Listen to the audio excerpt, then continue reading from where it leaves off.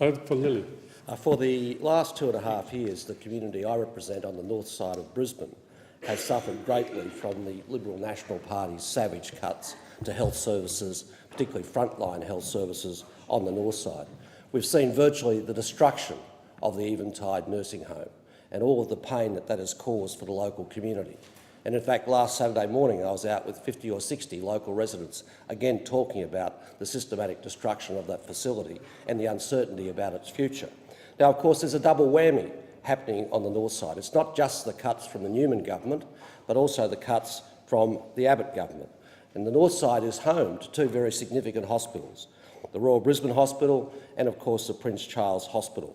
There's probably no area of Queensland which has a higher proportion of health-related workers than the north side of Brisbane, and they are feeling these cuts very keenly. The Newman government has shut down, as I said before, facilities or beds at the Eventide nursing home, closed 30 beds at the Prince Charles Hospital, slashed 420 jobs at the Royal Brisbane and Women's Hospital, and sacked 250 people from Prince Charles Hospital. Now, of course, these cuts from the Newman government are now going to be added to by cuts from the Abbott government, which is going to cut $50 billion from health across the nation, over $10 billion worth in Queensland over a decade, and over $2 billion in Brisbane's Metro North Health Area Service. That's right, something like a staggering $2 billion over the next decade from Brisbane North in health services alone.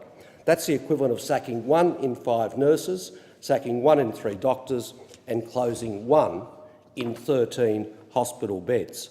That's what I mean by a double whammy, the combined impact of both the Newman government's cuts and, of course, the Abbott government's cuts. And we've seen this surface in chaotic administration of Brisbane Metro North, which has now seen a number of very senior officials stood aside, and we simply don't now have the clear administrative direction a hospital of that size deserves. And all of this can be laid very squarely at the feet of the Newman government.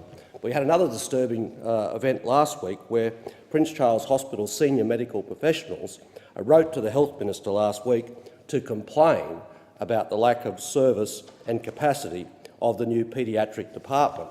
And of course, this is a very essential facility for families on the north side. They wrote to the Health Minister in these terms: "We wish to draw to your attention the precarious position of the Paediatric Accident and Emergency Department at Prince Charles Hospital." And the letter goes on. "This is indeed quite alarming and quite concerning for any parent on the north side. But I think it's emblematic of the impact of the cuts, not just here in the paediatric department, but more broadly, having a devastating impact on the peace of mind of the community who value this hospital, value its facilities and value its workforce."